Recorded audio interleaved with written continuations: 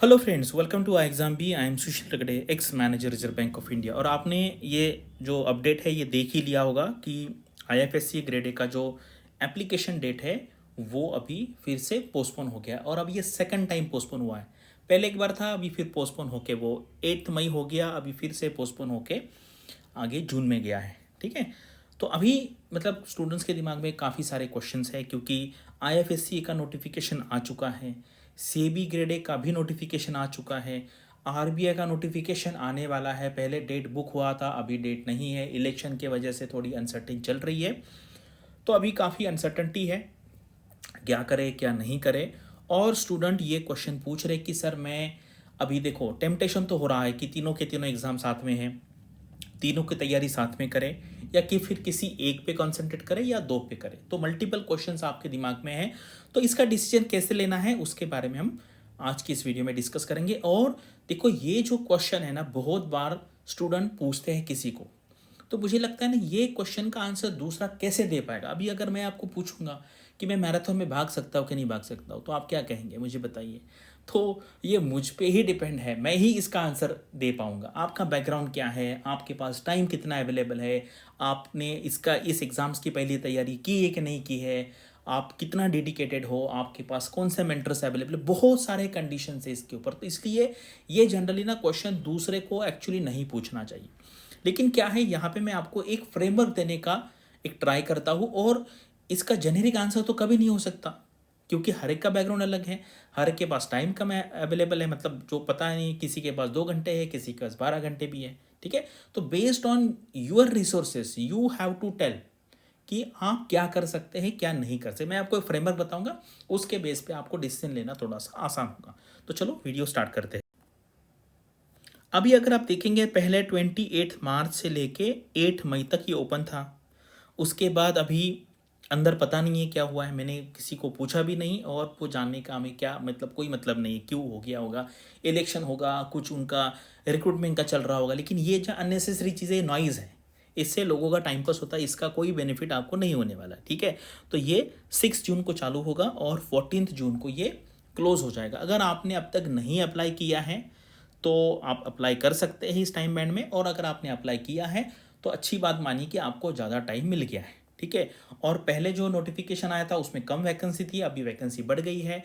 इसका रीज़न कुछ लोग बोल रहे थे कि उनके पास सफिशिएंट नंबर ऑफ एप्लीकेशंस नहीं आए, ये भी रीज़न हो सकता है। रीज़न कुछ भी हो जाने दो, हमें देखना है कि हमें टाइम ज़्यादा मिल गया है, इसका बेनिफिट हमें कैसे करना है ये हमें यहाँ पे डिसाइड करना है। तो ये पहले वाला था, पहले वाला ये था कि एप्लीकेशन जो है ऑनलाइन एप्लीकेशन यहाँ से यहाँ तक चलेगा, फिर बाद में ये एक्सटेंड हो गया। तो अभी दूसरा जो क्वेश्चन है ना, हम उस पर आते हैं। दूसरा जो क्वेश्चन है उस पर आते हैं कि यहाँ पे क्या है कि 3 3 एग्ज़ाम है। सबसे पहले अगर आप देखेंगे तो जुलाई के एंड में 2023 में आरबीआई का फेज़ 2 का एग्ज़ाम हुआ है। तब से लेके आप अब तक आपने क्या किया। अगर आपने आरबीआई का प्रिपरेशन कंटिन्यू रखा है तो आप आरबीआई का आगे कंटिन्यू रखिए। उसके बाद सेबी का एग्ज़ाम 2 साल के बाद हो रहा है। अगर आपने बीच में सेबी का प्रिपरेशन किया, आप में से कुछ लोग हैं जिन्होंने एक बार प्रिपरेशन किया, 2 बार 3 बार 4 बार 5 बार, तो आप यहाँ पे कंटिन्यू रख सकते हैं। उसके बाद आईएफएससी का तो किसी को आइडिया नहीं था कि ये आने वाला है नहीं आने वाला है, और अचानक से ये आ गया। तो अगर आप सिलेबस वाइज देखेंगे तो आरबीआई से कुछ पोर्शन मैच होता है, 30-40% मैच होता है, सेबी से थोड़ा ज़्यादा पोर्शन मैच होता है। तो आपने अब तक क्या किया है उसके बेस पे आप खुद बता सकते हैं कि आप तीनों एग्जाम का प्रिपरेशन कर सकते हैं। इस पे देखो आपकी पढ़ाई करने की कितनी एबिलिटी है, आप कितने इंटेलिजेंट हो, आप तीनों के तीनों का एग्जाम का प्रेशर हैंडल कर सकते हो नहीं कर सकते, ये सारी चीज़ों पे होगा। तो इसका जेनेरिक आंसर आपको कोई नहीं दे पाएगा आपके सिवा। ठीक है, आप ही इसका आंसर दे सकते हैं। तो अब तक अगर आपने प्रिपरेशन अच्छे से सेबी का और आरबीआई का किया होगा तो मुझे लगता है आप तीनों के तीनों एग्ज़ाम का प्रिपरेशन कर सकते हैं। और यहाँ पर अगर आप देखेंगे तो सबसे पहले जो एग्ज़ाम है वो तो आपका आईएफएससीए का होगा सबसे पहले। करेक्ट, क्योंकि उनके तो नोटिफिकेशन भी आ चुका है, एप्लीकेशन भी उन्होंने ले लिए हैं। सेबी का तो वो भी स्टार्ट नहीं हुआ है, आरबीआई का तो नोटिफिकेशन का पता नहीं है। तो इसलिए पहले आईएफएससी का एग्ज़ाम आएगा, फिर उसके बाद सेबी का होगा और उसके बाद आरबीआई का होगा। यानी कि आप डेफिनेटली अगर आपके पास टाइम है एटलीस्ट 4 to 5 आवर्स, तो आप तीनों के तीनों एग्जाम्स का प्रिपरेशन कर सकते हैं। अगर आपके पास कंटेंट सारा इजीली अवेलेबल है, आपके सामने है, बस ये पढ़ना है, अदरवाइज अगर आपको ढूंढना है तो फिर यहाँ पे मुश्किल होगा। इसलिए मैं जनरली स्टूडेंट्स को सजेस्ट करता हूँ कि मार्केट में बहुत सारे कोर्सेज हैं, आप किसी भी कोर्स को ज्वाइन करके उसको पढ़ना स्टार्ट कर सकते हैं। और जितना ज़्यादा टाइम मिल रहा है, देखो कुछ लोग फ्रस्ट्रेट हो रहे हैं और कुछ लोगों को अच्छा लग रहा है कि ज़्यादा टाइम मिल रहा है, यानी कि ज़्यादा प्रैक्टिस करेंगे ज़्यादा। अभी हमने आंसर राइटिंग बैच स्टार्ट किया था आरबीआई के लिए, वहाँ पे भी नियर अबाउट 300 लोगों के आसपास ने आंसर राइटिंग स्टार्ट की। तो आपको ये अवेलेबल जो टाइम है उसका यूज़ करना है। और अगर आपको कोई एक एग्ज़ाम चुनना है तो मैं कहूँगा आप सिर्फ आरबीआई सेलेक्ट कर सकते हैं या फिर ये दोनों ग्रुप में सेलेक्ट कर सकते हैं। अगर आपको लगता है कि मैं तीनों का तीनों एग्जाम हैंडल नहीं कर सकता हूँ तो फिर ये एग्जाम को सेलेक्ट कीजिए या फिर ये दोनों का साथ में प्रिपरेशन कीजिए, क्योंकि इनका सिलेबस में सिमिलरिटी है।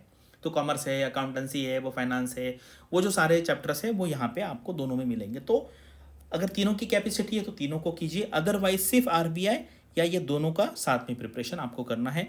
आपका क्या ओपिनियन है आपको मुझे कमेंट सेक्शन में लिखना है। आपने अब तक सेबी का प्रिपरेशन किया है कि नहीं किया पिछले 2 साल में, आरबीआई की आपकी तैयारी कब तक हुई है। अगर आप आज से भी फ्रेश कोई भी एक एग्ज़ाम स्टार्ट करना चाहते हैं तो आप आरबीआई का एग्ज़ाम स्टार्ट कर सकते हैं, क्योंकि उसका जो फेज़ 1 है वो सिर्फ क्वांट, इंग्लिश, रीजनिंग, जीए, जो आप कोई भी बैंकिंग एग्जाम के लिए प्रिपेयर करते हैं। तो अगर आज आप जीरो लेवल पे है, जीरो, कुछ भी नहीं पता, फ्रेशली देख रहे हैं, तो मैं कहता हूँ कि आरबीआई को लगिए और अभी सिर्फ फेज़ 1 का फोकस कीजिए, सिर्फ फेज़ 1। फेज़ 2 का मत सोचिए, वो बाद में देखा जाएगा। और अगर आप फेज़ 1 निकलेंगे तो ही फेज़ 1 का पढ़ाई काम में आएगा। ठीक है, ये मेरा ओपिनियन है। आपको क्या लगता है? ये आप अपनी कैपेसिटी पे देख के हम बताते हैं। अगर मैं कहूँगा कि तीनों के तीनों एग्जाम निकाल सकते हैं, आप बोलेंगे नहीं, ऐसा नहीं है। लोग हैं यहाँ पे, मैं कम से कम 10 लोगों को जानता हूँ जिन्होंने आरबीआई प्लस, नाबार्ड प्लस से भी तीनों एग्जाम निकाले हैं। मैं कम से कम 200 लोगों को जानता हूँ जिन्होंने इसमें से कोई भी 2 एग्जाम निकाले हैं। और इंडिपेंडेंट निकालने वाले तो आपको 1000 से ज़्यादा मिलेंगे। तो ये डिपेंड है आपका बैकग्राउंड क्या है, आपकी कैपेसिटी कितनी है, आप कितने इंटेलिजेंट हो, आप प्रेशर सहन कर सकते कि नहीं कर सकते, उस पर सारी चीज़ें डिपेंड होगी। लेकिन अगर आप बहुत ही फ्रेश हो, जीरो लेवल पे, देन मैं सजेस्ट करूँगा आरबीआई ग्रेड भी आपको प्रिपरेशन करना है। और अगर आप देखेंगे, पहले ये वैकेंसी थी, अभी यहाँ पे उन्होंने बढ़ा के ये कर दी है, यानी कि अभी थोड़ा सा एक पॉजिटिव मेंस मुझे दिख रहा है। और इसका जो नोटिफिकेशन अगले साल भी आएगा, इनको अभी बहुत ज़्यादा ऑफिसर चाहिए, क्योंकि आईएफएससी काफ़ी एक्सपांड हो रहा है। तो आप अपना ओपिनियन बताइए। मैंने आपको बता दिया क्या करना है क्या नहीं करना है। और मैं डेफिनेटली, अगर आपके कोई क्वेश्चन होंगे इसके प्रिपरेशन के बारे में, तो मैं डेफिनेटली उसका आंसर दूंगा। Thanks for watching this video and all the best for your studies and upcoming examinations.